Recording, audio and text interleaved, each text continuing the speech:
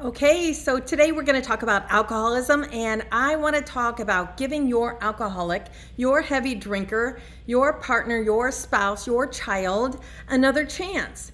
So let's be honest. Is it the second chance, the fifth chance, the 12th chance, the 20th chance?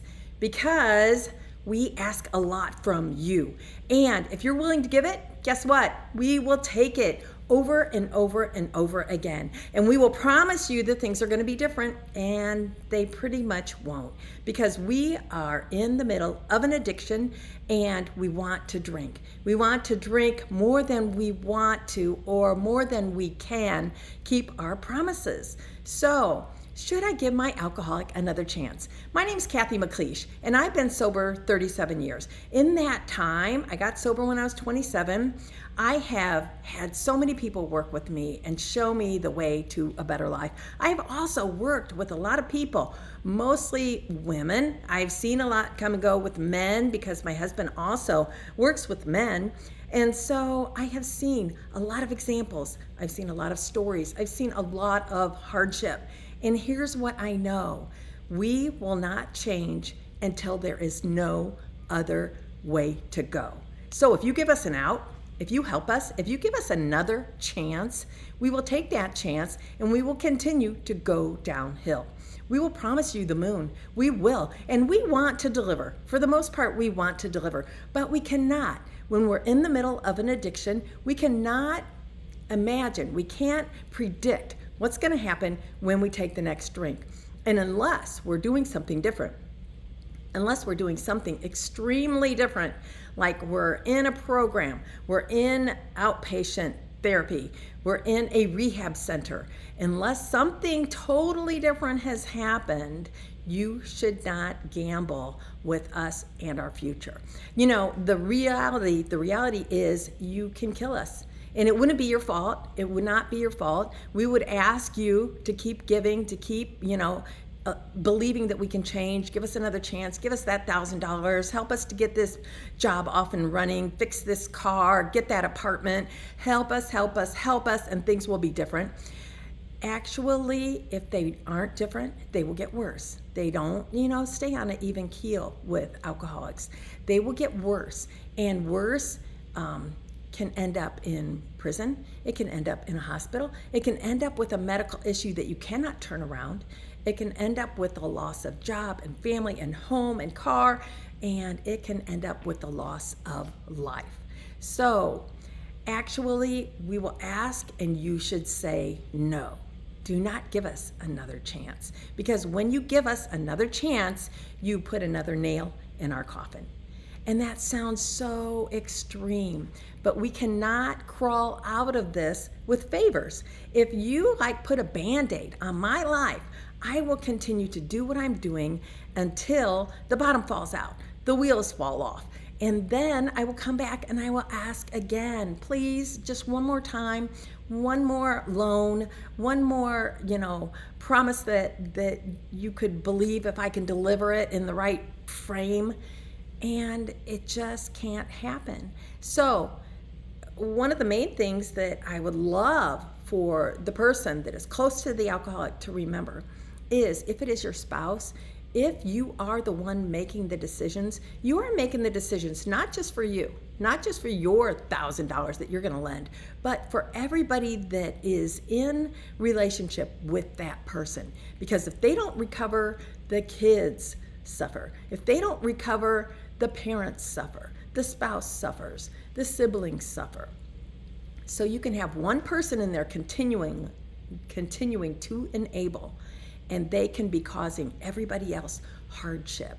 And they think they're the nice guy. They think they're the good guy. They think they're the last one to believe in that person. But believing in that person is cutting them off.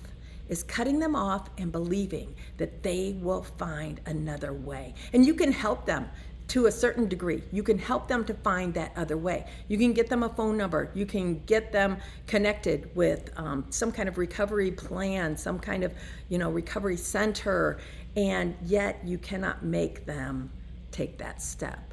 You can't make them make that phone call. It's like lead a horse to water. You can't make them drink. That's the alcoholic. But as long as you give us another chance by giving us something like money, a car, a basement that we can live in while you're paying the bills. As long as you do that, there is no reason for us to change. The bottom line for us is we change with pain. We change when all other outlets are cut off. And that sounds so harsh, but you know what is really unfortunate is when you think you can control the alcoholic and basically you just help them to continue to go downhill. That is the definition of enabling. We do something for someone that they should and could do for themselves, and then we keep them stuck with where they are stuck. And the best way to love an alcoholic is to cut them off, is to say no, is to say, you know what, I know you're sober, but when you're 60 days sober, we'll talk about this again. I'll consider doing something different. You know, I have lived with your drinking for 10 years. So how about when you're 10 months sober, we talk about doing something different? How about when you celebrate a year, we will do something different? Because you know what? In my own story, I could not even see the light of day. I still had this big cloud of denial hanging over me for the first year of my sobriety. I did not make amends to my partner, to my spouse, who was then my ex, until I was 6 years sober. Because you know what my thinking was? I think he needs to get sober. I think he needs to get healthy so that he really understands what I'm doing when I go to make amends to him, because he was an alcoholic too. Now that may sound logical, but no, it's not. It's me saying, I don't really see the truth about the harm that I caused this other person who was walking life with me day to day. I don't see the harm. I don't see why I need to go and apologize and explain what I did wrong and how sorry I am for the things that I was responsible for in their life during those drinking years. If I can't see that, then you really shouldn't be gambling on me. You really shouldn't be investing in me yet. You should say things like, you know what? I believe you can do it yourself. I believe you can get that job and start saving. I think that there is a recovery home that would allow you to stay there for a minimal amount of money per month until you get on your feet. And everything that we do for ourselves makes us feel better about ourselves. And so we're living in a recovery place, but you know what? A lot of sober friends of mine started out that way. A lot of people that are very, very successful today recovered that way.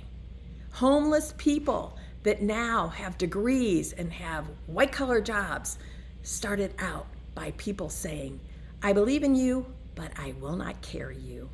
I will not be your answer. I will not try to fix you one more time. I believe you can do it yourself.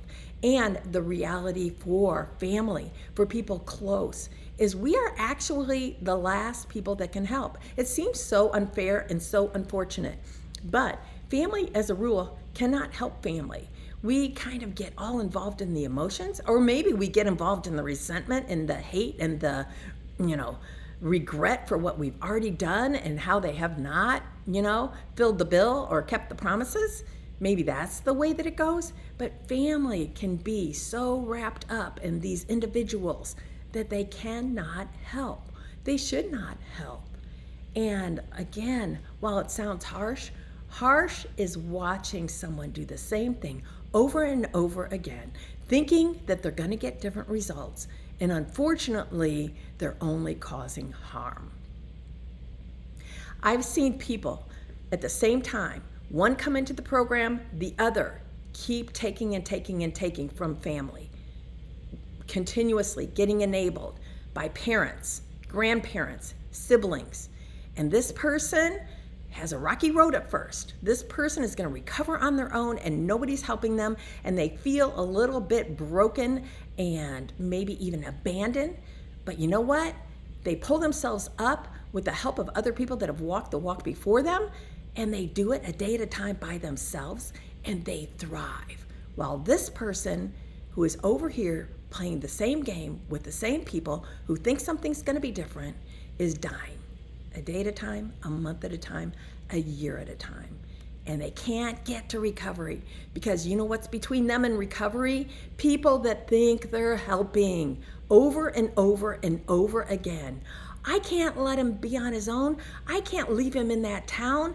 I can't leave him without money for some place to be warm at night. Yes, you can. You can. And there is that, chance that something horrible will happen. But I can guarantee you that if you keep enabling an alcoholic, a drug addict, and they never get help, something horrible will definitely happen. And it won't be reversible. So, should I give my alcoholic another chance? Wow, it's a rough video.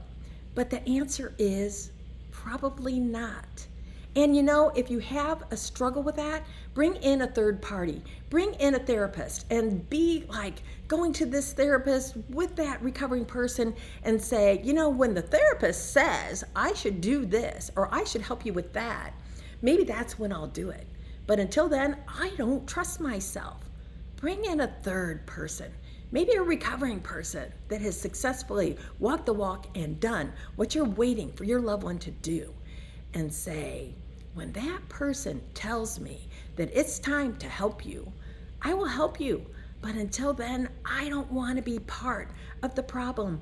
I don't want to be responsible for you to continue going down this bad road.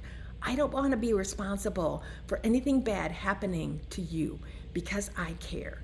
And I care enough to not think that I'm your solution today. So I hope this helps. I hope it gives you kind of an insight. And you just have to try and set your thinking, your emotions on a shelf and think logically. Because the only thing that is going to help somebody that is in the throes of an addiction, of alcoholism, is the facts. And the fact is, if you take away our pain, we will do nothing different. The fact is, if you do something for me that I can do for myself, I will stay right where I'm at. In fact, I won't. I will go backwards. So, the fact is, if you give me another chance, a 6th chance, a 12th chance, a 20th chance, then you are part of the problem. You are part of my problem, and I can't get to my solution. So, Cathy McLeish just talking about giving alcoholics another chance when really they probably run the rope out. They probably made you miserable and resentful. And this continuous, I love you, I care about you, I will change. Change is an action. Love is an action. It is not words. And we are so full of words, spouting words and promises that you need to hold us accountable for our actions. Because we will tell you who we are through our actions. And there's a saying that if somebody tells you who they are, believe them. Believe them. And if I am a person that's going to take advantage of you one more time, break a promise one more time, turn my back on what I said, and you're going to pay the price one more time, then believe it and don't do it again.